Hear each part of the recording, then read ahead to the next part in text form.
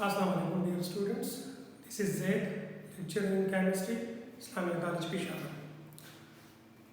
आज का जो लेक्चर है वो बेसिकली जो आइसोमेरिज्म टॉपिक जो कि हम ऑलरेडी पढ़ रहे हैं उसकी कंटिन्यूएशन है।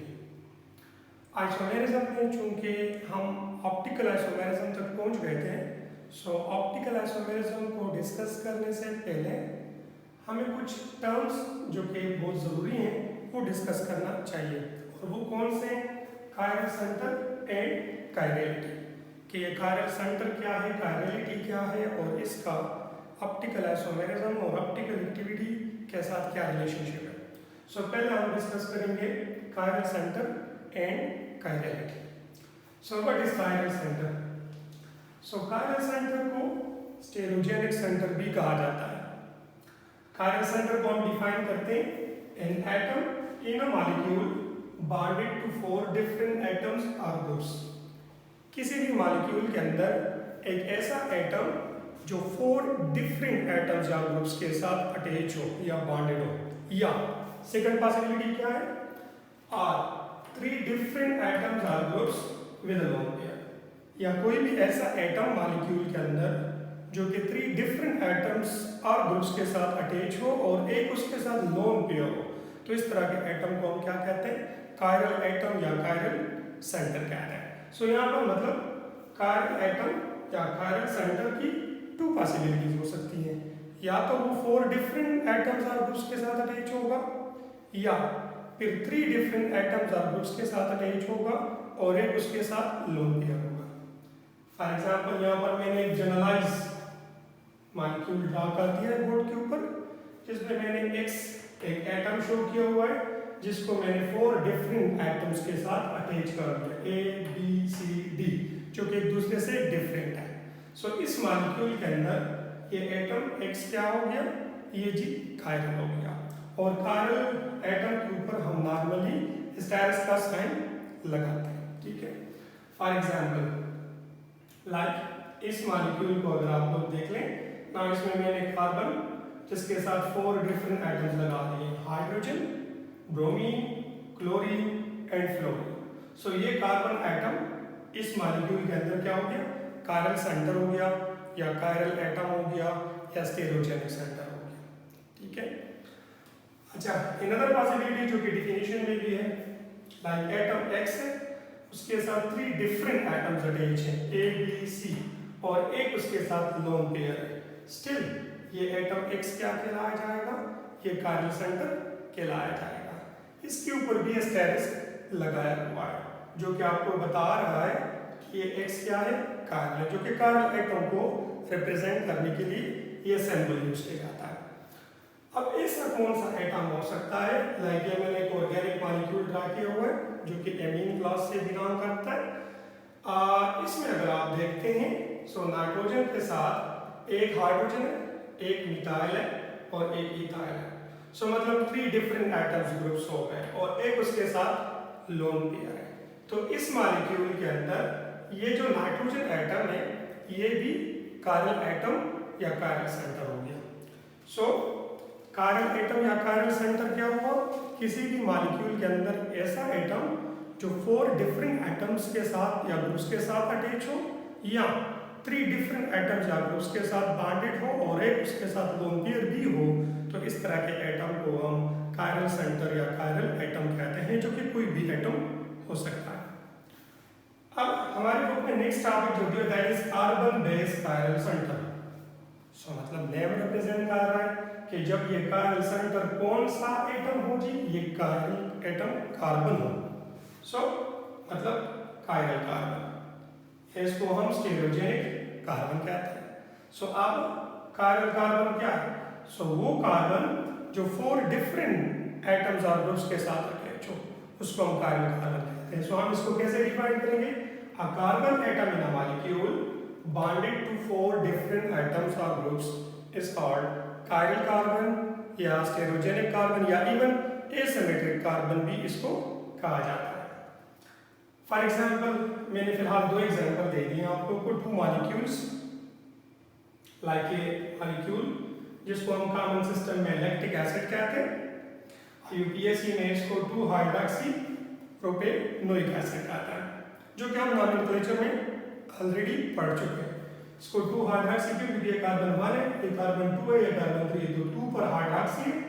चूंकि पेरेंट चेन में 3 कार्बन है, सो प्रोपेन, और हमने सफिक्स लगा लिया कार्बोक्सिलिक एसिड का, जो कि है ओइक एसिड, तो इसका IUPAC नेम बन गया 2 हाइड्रोक्सी प्रोपेनोइक एसिड, जो कि नॉमेनक्लेचर पहले वाले लेक्चर में ऑलरेडी मैं आपको पढ़ा चुका हूँ।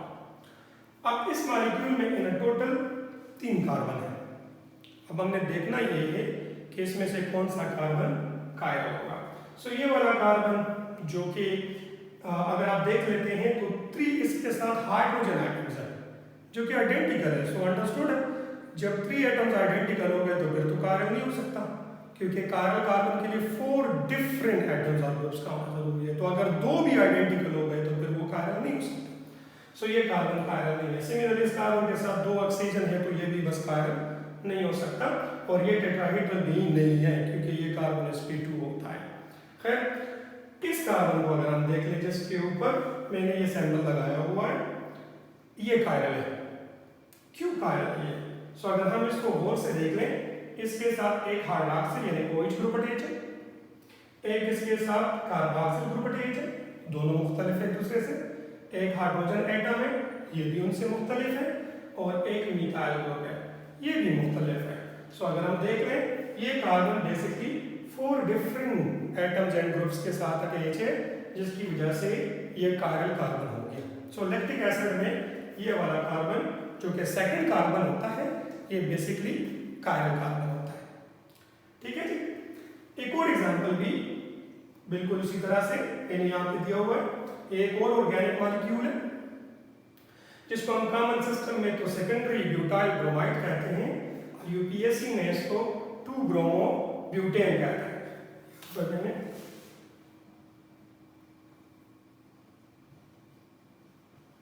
2 ब्रोमो ब्यूटेन।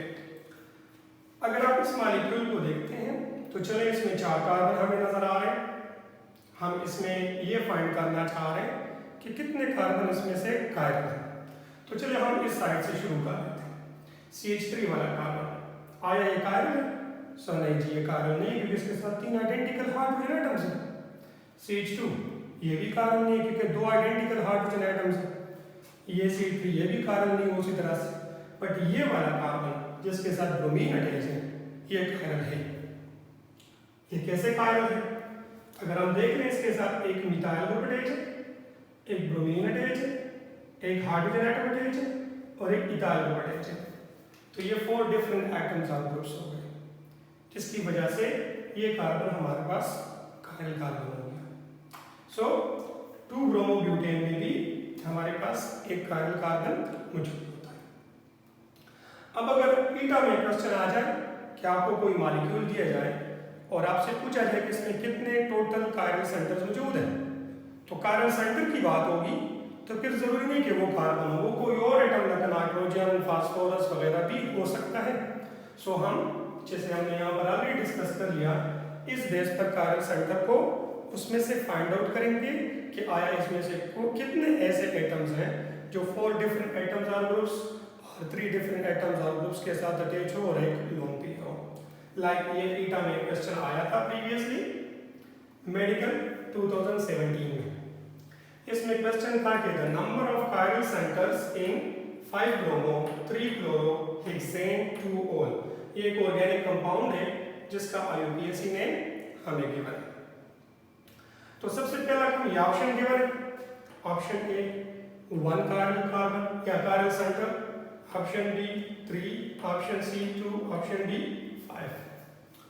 अब चूंकि क्वेश्चन में हमें IUPAC नेम गिवन है, तो सबसे पहला काम हमने ये करना है कि IUPAC नेम से स्ट्रक्चर ड्रा करना होगा, जो कि ऑलरेडी पहले वाले लेक्चर्स में मैं आप लोग को पढ़ा चुका हूँ कि किस तरह से हम नेम से स्ट्रक्चर ड्रा कर सकते हैं। उसका सारा प्रोसीजर पहले वाले लेक्चर में मौजूद है।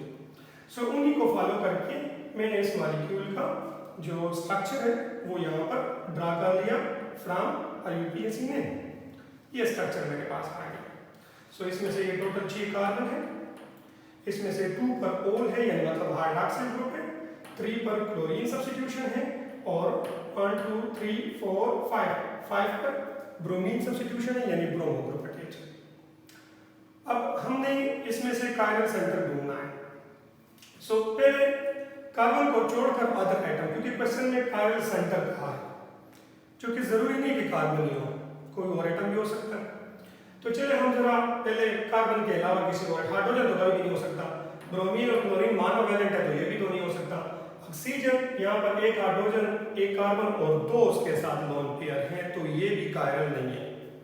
सो मतलब रह गए कार्बन एटम्स। हमने कार्बन एटम्स में कायरल सेंटर या कार्बन को हमने फाइंड आउट करना है। सो उसके लिए हम इस साइड से शुरू कर लेते हैं। पहले इस कार्बन को देखते हैं। सो 3 आइडेंटिकल एटम्स जिसके साथ मुझे नजर आ रहे हैं जो कि हाइड्रोजन है, तो ये तो कायरल नहीं हो सकता। जब हम इस कार्बन की तरफ आ जाए, यस ये कायरल है। क्यों? क्योंकि एक इसके साथ मिथाइल ग्रुप अटैच है, एक हाइड्रोक्सिल अटैच है, एक हाइड्रोजन अटैच है और एक ये ग्रुप पूरा अटैच है। ये वन ग्रुप कंसिडर होगा। सो ये चारों एक दूसरे से मुख्तलिफ हैं, जिसकी वजह से ये कार्बन कायरल हुआ और इसके ऊपर मैंने सैंपल लगा लिया है जो कि स्टेरिक है। इसी तरह से इस कार्बन को देखते हैं। सो ये कार्बन भी कायरल है क्योंकि इसके साथ एक हाइड्रोजन है, एक क्लोरीन है, एक ये ग्रुप अटैच है और एक पूरा ये ग्रुप अटैच है। मतलब ये ग्रुप और ये ग्रुप एक दूसरे से मुख्तलिफ है और क्लोरीन और हाइड्रोजन भी मुख्तलिफ है। तो ये भी 4 डिफरेंट एटम्स ग्रुप्स के साथ अटैच है, तो ये कार्बन भी कायरल हो गया। 2 हो गए। अब इस कार्बन की तरफ आते हैं। सो ये 2 हाइड्रोजन आइडेंटिकल है, तो ये कायरल नहीं हो सकता। इस कार्बन की तरफ आते हैं तो इसके साथ एक ब्रोमीन, एक हाइड्रोजन, एक मिथाइल ग्रुप और एक पूरा ये ग्रुप अटैच है। अगेन ये 4 डिफरेंट एटम्स ग्रुप्स हो गए, तो ये कार्बन भी हमारे पास कायरल हो गया। और ये कार्बन जो कि CH3 इसके साथ 3 हाइड्रोजन आइडेंटिकल है, तो ये भी कायरल नहीं हो सकता। सो ओवरऑल इस मॉलिक्यूल में 3 कायरल कार्बन मौजूद है। सो हमारे पास आंसर क्या हो गया? बी, यानी 3। Option B correct answer. So इसका मतलब ये हो गया कि जब भी ईटा में इस तरह का कोई क्वेश्चन आ जाए जिसमें आपको कोई मॉलिक्यूल गिवन हो, नंबर ऑफ कायरल सेंटर्स आपने फाइंड आउट करना हो, तो इस तरीके से आपने उन एटम्स को ढूंढ निकालना है स्ट्रक्चर ड्रा करने के बाद, जो कि 4 डिफरेंट एटम्स ग्रुप्स के साथ अटैच हो या 3 डिफरेंट एटम्स ग्रुप्स के साथ अटैच हो और एक उसके साथ लोन पेयर हो। ठीक है जी। सो ये तो हो गया जी कायरल सेंटर। अब कायरलिटी क्या चीज है, तो चलिए जी डिस्कस करते हैं कि कायरलिटी का क्या मतलब है।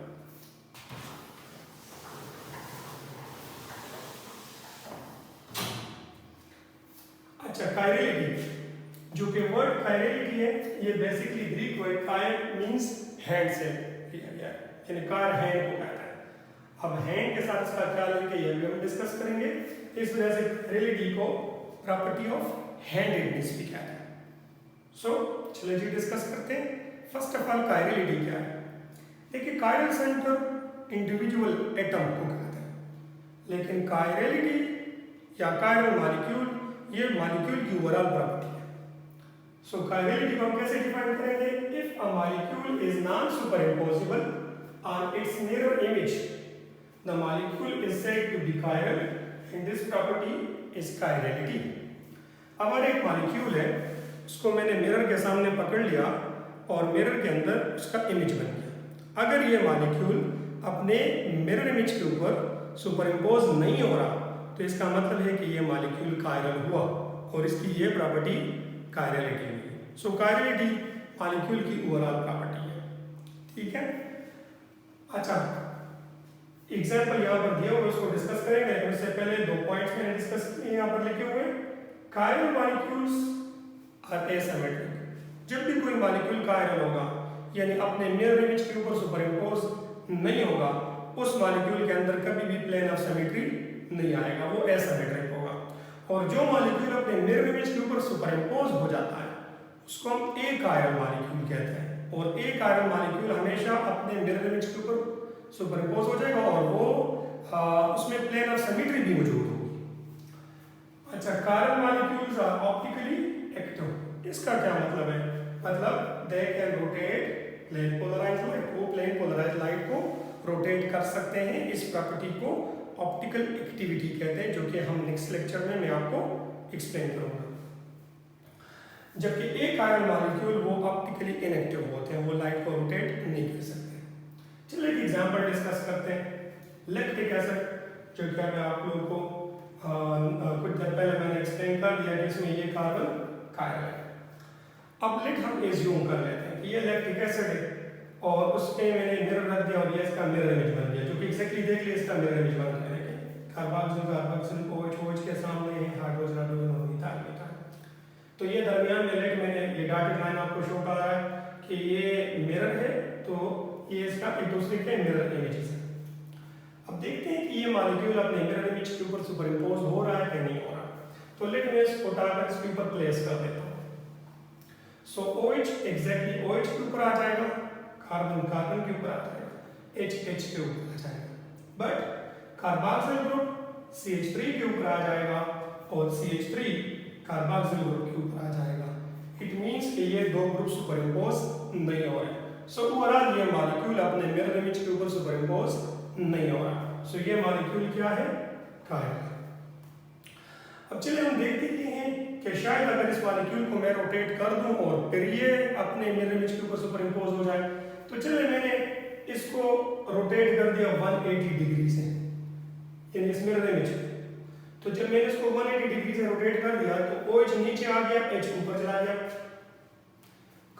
CH3 ग्रुप कार्बोक्सिल की जगह आ गया और कार्बोक्सिल CH3 की जगह, क्योंकि मैंने इसको इस तरह से 180 डिग्री से रोटेट कर दिया। तो मेरे पास जब रोटेट हो जाएगा तो ये नाउ ऐसे नजर आएगा। अब आया, अब ये सुपर इम्पोज हो रहा है इसके ऊपर, यानी देखते हैं क्योंकि शायद कोई पॉसिबिलिटी बन जाए।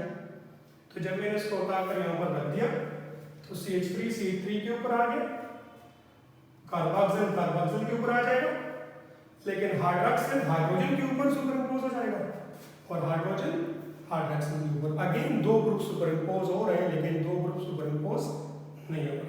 सो इट मींस कि ये मॉलिक्यूल अपने मिरर इमेज के ऊपर सुपर इम्पोज नहीं हो रहा। सो ये लैक्टिक एसिड ओवरऑल एक कायरल मॉलिक्यूल है। ये कार्बन इसमें कायरल सेंटर है और ये मॉलिक्यूल ओवरऑल कायरल मॉलिक्यूल है। अब कोई मॉलिक्यूल अपने मिरर इमेज के ऊपर सुपर इम्पोज नहीं हो रहा, इट मींस कि ये दो मुख्तलिफ मॉलिक्यूल्स हैं, बल्कि दो आइसोमर्स हैं, स्टीरियो आइसोमर्स हैं। स्टीरियो आइसोमर क्या है? प्रीवियस लेक्चर में ऑलरेडी मैं आपको बता चुका हूं कि ऐसे दो आइसोमर्स जिनका मॉलिक्यूलर फार्मूला सेम हो और एटम्स की कनेक्टिविटी यानी बॉन्डिंग भी आइडेंटिकल हो, लेकिन स्पेस में उनके एटम्स या ग्रुप्स की अरेंजमेंट मुख्तलिफ होने की वजह से वो एक दूसरे से डिफरेंट हो, यानी अरेंजमेंट मुख्तलिफ हो स्पेस में। इस तरह के आइसोमर को हम स्टीरियो आइसोमर कहते हैं। सो अगर ये दो ग्रुप सुपर इम्पोज इसमें हो रहे और दो ग्रुप सुपर इम्पोज नहीं हो रहे, तो इसका मतलब है कि इन दो मॉलिक्यूल्स के अंदर इन ग्रुप्स की स्पेस में अरेंजमेंट एक दूसरे से मुख्तलिफ है। सो ये दोनों असल में एक दूसरे के आइसोमर है, ये एक मॉलिक्यूल नहीं है, स्टीरियो आइसोमर्स है। इस तरह के आइसोमर्स को हम एनेंटियोमर्स कहते हैं। सो एनेंटियोमर्स को हम कैसे डिफाइन करेंगे? Enantiomers are the stereo isomers which are mirror images. ऐसे दो स्टीरियो आइसोमर जो एक दूसरे के मिरर इमेजेस हों, उसको हम कहते हैं एनेंटियोमर्स। अब ये तो मैंने बोर्ड के ऊपर एक्सप्लेन कर दिया, बट एक्चुअली तो ये कार्बन टेट्राहीड्रल है जो कि कायरल है। तो ये मॉलिक्यूल 3 डायमेंशनली कैसे नजर आएगा, जो कि मैंने यहाँ पर रिप्रेजेंट किया, लेकिन इसको समझने के लिए सबसे पहले यही कायरलिटी की प्रॉपर्टी मैं इनके मॉडल्स के अंदर आपको शो करता हूँ।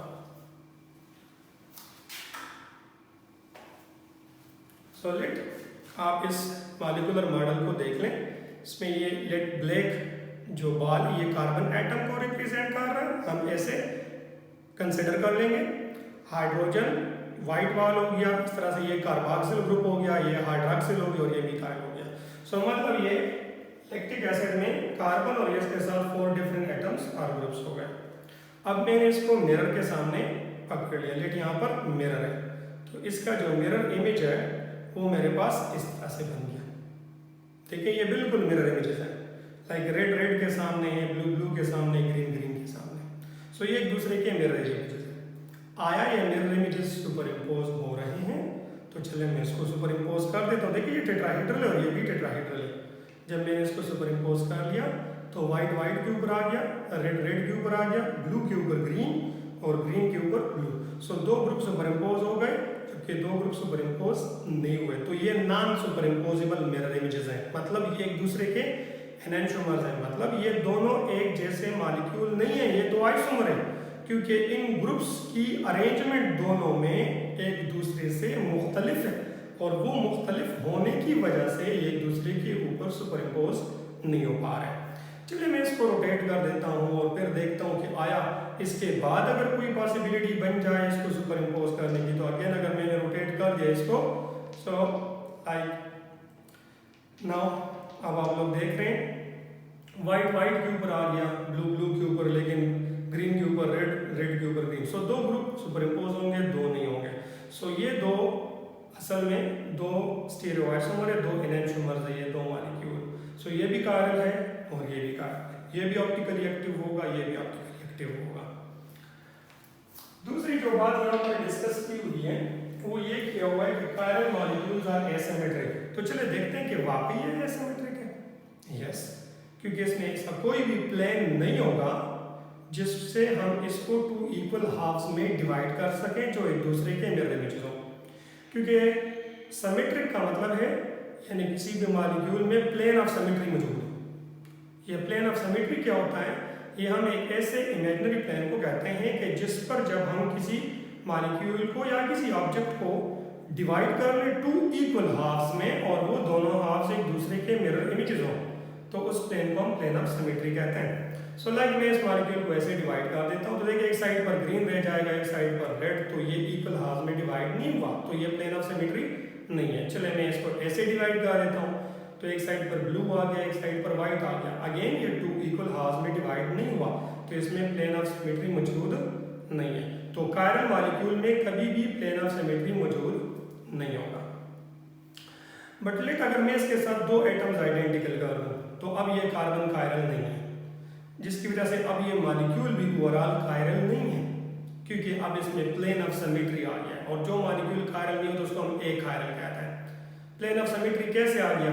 अगर मैं इसको ऐसे डिवाइड कर दूँ तो ये रेड जो बॉल आपको नजर है, ये हाफ इधर, ग्रीन हाफ इधर, ब्लैक हाफ इधर, और वाइट में एक राइट साइड पे आ जाएगा, एक लेफ्ट साइड पे आ जाएगा। तो मतलब इसमें प्लेन ऑफ सिमेट्री मौजूद है। और जब भी किसी मॉलिक्यूल में प्लेन ऑफ सिमेट्री मौजूद होती है वो मॉलिक्यूल कायरल नहीं होता। ठीक है। अच्छा, अब यहाँ पर बाज़ बुक्स में आपको नजर आ जाएगा, हमारे किसी के बुक में तो नॉर्मल इसको इस तरह से होंगे, लेकिन बाज़ बुक्स में इन मॉलिक्यूल को ऐसे रिप्रेजेंट किया हुआ है। इसका क्या मतलब है? देखिए असल में तो ये मॉलिक्यूल टेट्राहेड्रल है जिसमें सारे एटम्स एक प्लेन में नहीं है, बट इस स्ट्रक्चर में तो आपको सारे एटम्स दूसरे प्लेन में नजर आ रहे हैं, या सिर्फ पेज के ऊपर या बोर्ड के ऊपर या किसी प्लेन के ऊपर रिप्रेजेंटेशन है, जो कि रियल में ऐसा नहीं होता। सो रियल में हमें किसी मॉलिक्यूल की स्पेस में जो ग्रुप्स और एटम्स की अरेंजमेंट है वो टू डायमेंशनल प्लेन या बोर्ड हम कैसे रिप्रेजेंट करेंगे, तो उसके लिए तरीका है। इसमें अगर आप देख लें तो ये वही कार्बन है, इसके साथ एक OH, एक कार्बोक्सिल, एक हाइड्रोजन और एक मिथाइल। अब कार्बोक्सिल और OH को हमने कार्बन के साथ लाइन बॉन्ड के जरिए अटैच किया हुआ है। लाइन बॉन्ड का मतलब है इन प्लेन, मतलब ये दो ग्रुप ये कार्बन ये बोर्ड के प्लेन में मौजूद है, ये इस प्लेन में। जबकि कार्बन और हाइड्रोजन के दरमियान हमने डैश बॉन्ड लगाया है, डैशेस के जरिए अटैच किया हुआ है, इसको डैश बॉन्ड कहते हैं। डैश बॉन्ड का मतलब है बिहाइंड द प्लेन, मतलब ये प्लेन के पीछे है। और कार्बन और मिथाइल को हमने एक सारे लाइन से जो है ना वो अटैच किया हुआ है, इसको कहते हैं इसको वेज बॉन्ड। ठीक है, इसका मतलब है इन फ्रंट यानी आउट ऑफ प्लेन या इन फ्रंट ऑफ प्लेन, ये प्लेन के बाहर है। कैसे? तो चलिए ये मेरे पास मॉलिक्यूल है, ये कार्बन है, और ये हम कंसिडर कर लेते हैं कि ये कार्बन के साथ ये कार्बोक्सिल ग्रुप हो गया, ये ब्लू जो हो गया ये OH हो गया, ग्रीन मिथाइल हो गया, और वाइट जो कि छोटा बॉल है ये हाइड्रोजन हो गया। तो अगर इस मॉलिक्यूल को मैं ऐसे पकड़ लूँ तो कार्बन, हाइड्रोक्सिल और कार्बोक्सिल ये दो तीनों बोर्ड के प्लेन में है, जबकि जो ग्रीन बॉल है वो इन फ्रंट प्लेन है, वो क्या है? वो मिथाइल है जो कि वेज बॉन्ड से शो किया हुआ है। जबकि जो वाइट बॉल है वो बिहाइंड द प्लेन है, ये प्लेन है तो वो बिहाइंड द प्लेन जो कि हमने रिप्रेजेंट किया हुआ है किससे? डैश बॉन्ड से।